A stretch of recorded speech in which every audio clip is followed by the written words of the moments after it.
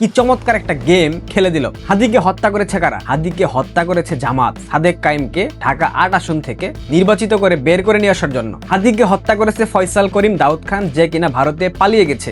একাধিক জুলাই বিপ্লবী জঙ্গিরা বলতেছে ভারত হাদির হত্যাকারীকে আশ্রয় দিয়েছে, ভারতে পালাতে সহায়তা করেছে। কিন্তু বাংলাদেশ পুলিশ আজকে বিবৃতি দিচ্ছে হাদির হত্যাকারী ভারতে যাওয়ার কোনো তথ্য তাদের কাছে নাই। বাংলাদেশ পুলিশ জামাতিদের নিয়ন্ত্রণে, বাংলাদেশ পুলিশ জুলাই জঙ্গিদের নিয়ন্ত্রণে। পুলিশ স্টেটমেন্ট দিচ্ছে হাদির হত্যাকারী ভারতে পালিয়ে যায়নি। তাহলে হাদির হত্যাকারী কোথায় গেল? ফয়সাল করিম দাউদ খান যদি হাদিকে হত্যা করে থাকে, সেক্ষেত্রে ফয়সাল করিম দাউদ খান নিশ্চয়ই বাংলাদেশে আছে। জুলাই জঙ্গি উত্থানের পর এই ফয়সাল করিম দাউদ খান 17 লক্ষ টাকা চাঁদাবাজি করতে গিয়ে মোহাম্মদপুরের আদাবরে গ্রেফতার হয়েছিল। তাকে জামিন করিয়েছে কারা জানেন?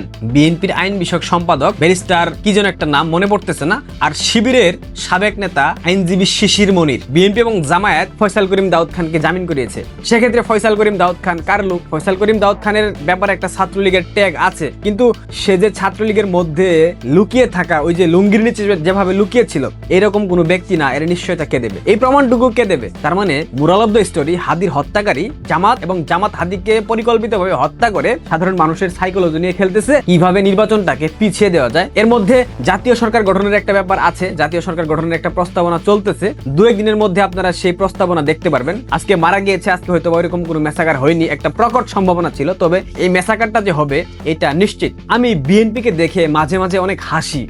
বিএনপির হাইকমান্ডের যাদেরকে বলা হয় নেতারা, মির্জা আব্বাস, দুদু, ফখরুল, রুহুল কবির রিজভী, শিলং সালাউদ্দিন, এরা সবাই একটা স্টেটমেন্ট দেয়, আবার তাদের যে ছাত্র দল এদের স্টেটমেন্টের ধরন টোটালি আলাদা। মাঝে মধ্যে মানে খটকা লাগে যে বিএনপির ছাত্র দল কি আলাদা কোনো গ্রহ থেকে আসা সংগঠন?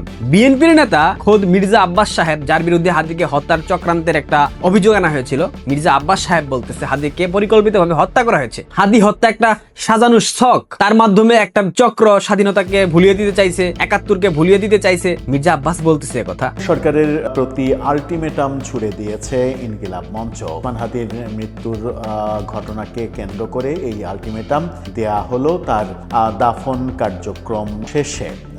গতকাল বিকেলের পরে সন্ধ্যায় এই যে আলটিমেটাম দেয়া হলো, সেখানে বলা হলো যে 24 ঘন্টার মধ্যে যদি তাদের দাবি মেনে না নেওয়া হয়, তাহলে স্বরাষ্ট্র উপদেষ্টা এবং স্বরাষ্ট্র মন্ত্রণালয় সংক্রান্ত প্রধান উপদেষ্টার যিনি বিশেষ সহকারী হিসেবে কাজ করছেন খোদাবক্স চৌধুরী, তাদের 2 জনকে পদত্যাগ করতে হবে।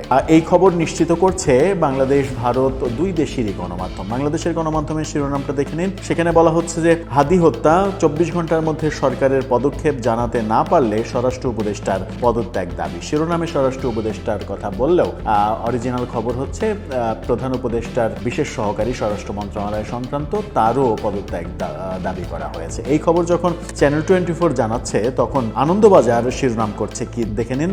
আনন্দবাজার বলছে আবার উত্তাল বাংলাদেশ, শাহবাগে বিক্ষোভ, হাদির খুনিরা কোথায়, জবাব চেয়ে ইউনূস সরকারকে 24 ঘন্টা সময় বেঁধে দিল ইনকিলাব মঞ্চ। কিন্তু ভারতীয় গণমাধ্যম কি খুব একটা পজিটিভ খবর করবে? তাদের খবরে একটা আশঙ্কার ব্যাপার উঠে এসেছে। সেখানে তারা 2টা ব্যাপার উল্লেখ করেছে, 2টা পয়েন্ট উল্লেখ করেছে। একটা পয়েন্ট হচ্ছে যে নজরুলের সমাধি থাকবে। তো গতকালকে আমরা দেখেছি যে ওসমান হাদিকে কাজী নজরুল ইসলাম, আমাদের জাতীয় কবি কাজী নজরুল ইসলামের কবরের পাশে শায়িত করা হয়েছে। এটা তাদের পরিবারের, ইনকিলাব মঞ্চের দাবি ছিল এবং ঢাকা বিশ্ববিদ্যালয় কর্তৃপক্ষ সেটা মেনে নিয়ে এই শেষ যে চিরনিদ্রায় ঘুমানোর যে ব্যবস্থা, সেটা সেখানে করা হয়েছে।